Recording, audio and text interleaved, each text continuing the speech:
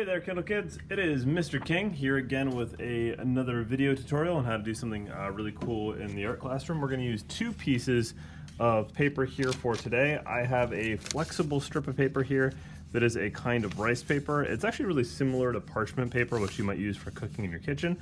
So this would make a good substitute for those of you at home, but if you're in the classroom, this is already cut up for you, ready to go. It's a 2.5 inch by about 12-inch piece of paper. And this is going to be the body of a fish that we will create. And this piece of paper right here, which should be 4.25 by 5.5 inches, is going to be the head. And I'm gonna show you how you make this really cool 3D fish. Here's an example of one finished up. It's got the cool 3D head with the actual, teeth sticking out. This really neat flexible body on it. And it's pretty fun because you kind of hold it like you just caught a fish or something like that. But it's easy enough to do, and we will talk a little bit about the scale texture for the kids that are in the older grade levels and how you can really make this look awesome. So let's get into how to do it. So you're going to need these two pieces of paper, your 2.5 by 12-inch strip. You could use regular computer paper if you don't have any parchment paper handy. And then you want something, it can be regular computer paper or cardstock, which is what I have right here in your 4.25 by 5.5 cut piece. So first thing we're going to do is take this piece right here of the cardstock, and we are going to hamburger fold it. That means we're going to join the two shortest ends of the paper together. Okay?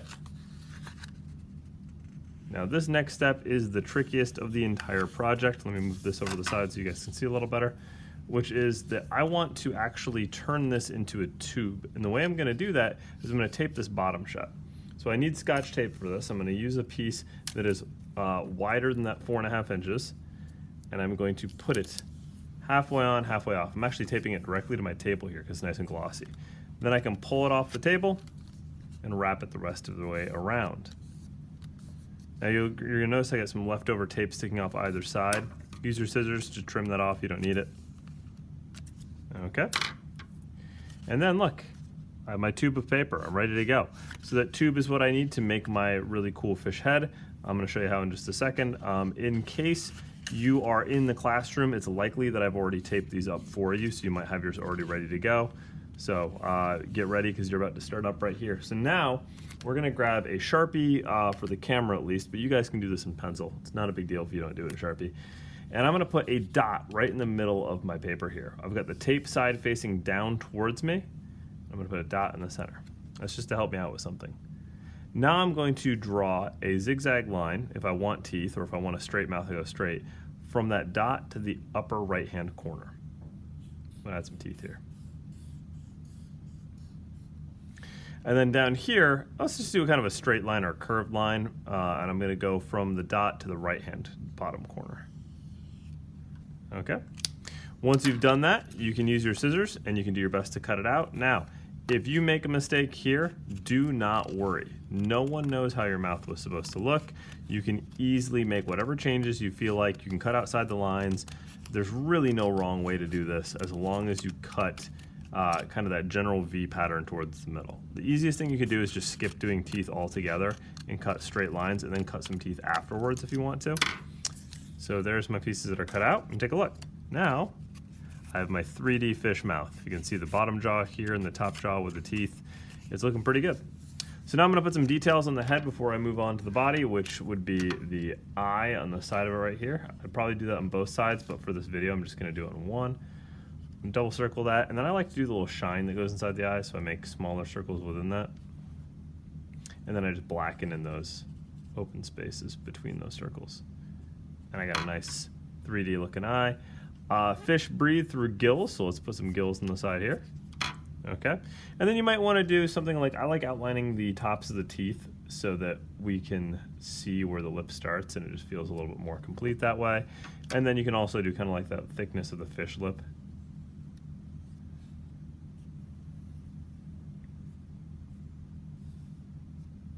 And then let's do a little nostril hole up here. Okay, and that's really it. It's pretty easy to do. If you want it to look like this one right here, this guy is colored in. I went from yellow to light green to a dark green with colored pencil. You can do that, or you can just jump into using markers. Anything you want to, including you could even use the construction paper crayons on this, and that is absolutely fine too. But for my demo right here, I'm not gonna bother coloring the head just because I wanna keep moving so you guys can see the next steps. So now I'm going to put the head to the side. I don't need it right away. I've actually got two of them over here now. And I'm just going to leave those to the side, and I'm going to work on the body. The thing I want to show you about the body is the scale pattern. Man, I couldn't say that. The scale pattern is pretty easy. If you know how to draw a capital U, you know how to make a scale pattern. So start up here near the top and make yourself a capital U.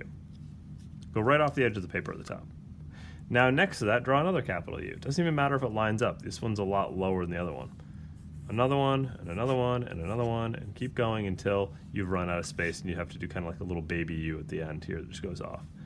Now your next row, you're going to do the exact same thing, but your next capital U is going to stop directly against the bottom of the last U that you made in the row above. And you're just going to keep doing that. Once you get good at it, it stops becoming capital U's and more of just these bumps that you make. And you guys can see we're starting to build a scale pattern. So you carry this pattern as far down as you would like to. I think it's worth doing. It takes a little while to do. I know it's a slow process, but it really does add a little bit more visual interest. And it's a nice technique to know, so whenever you want to draw scales, you can. Okay, so I'm not going to go all the way just because I want to keep talking to you guys about the next steps. So now I've got that.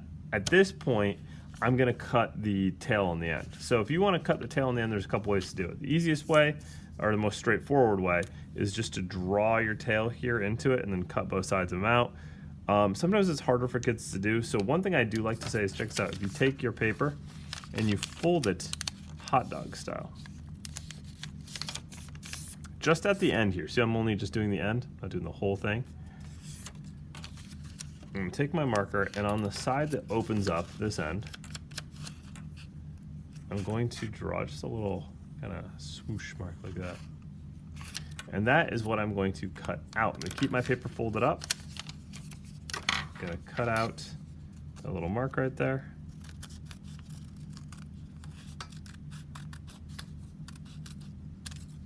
And now you can see, because of symmetry, we now have a nice complete fishtail. So I can draw some details on there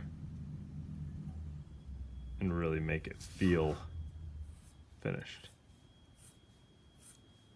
Okay, so that's really the hardest stuff right there. And now past this, it's all about color. Now the thing I want to point out is that you can color in Mr. Sketch, which looks perfectly wonderful on here. You can color in Sharpie, which looks good on here as well. You can color in colored pencil, which is what I did for this one right here. You can color in construction paper crayons. So there's no limit to what you can use. The nice thing about construction paper crayons and the colored pencil is you can still see the black lines even if you color over everything all at once. So if you're in a rush to color, the way to go is probably either, I would actually say construction paper crayons. So you're just gonna go the fastest with these. Once you've got it completely done, you love it, everything's good, you're gonna take a glue stick. You're gonna flip this over to the back and you're gonna put just a band of glue right here on the back top of your fish body. You're gonna take your head, you're gonna slip the piece of the fish body into the fish head, and then I just like to squeeze shut on the head right here near the end where that glue would be. Give it a nice good pinch, and then you can open the head back up, make it 3D again, and now you get your body stuck right to it. Okay, it takes a little while for the glue to completely harden and set up, so just be careful, it will be fragile for a little bit. But that's it, guys. That's the project. It's pretty easy, pretty fun. If you want to take this to another level, you can think about all kinds of other things you can do. You can glue on extra leftover. This is just a scrap piece made to make a nice little fin on the back of it. You can create a little like pipe cleaner hook to be able to actually have like a little fish hook for this guy to be biting onto. There's all kinds of fun stuff you could do, but let's leave it here because I guarantee you're not gonna have enough time in class to go much further than this. So anyways, this is our cool little flexible fish here with a 3D head. And I hope you guys enjoyed and I get a chance to see you soon. All right, take it easy, guys. Bye.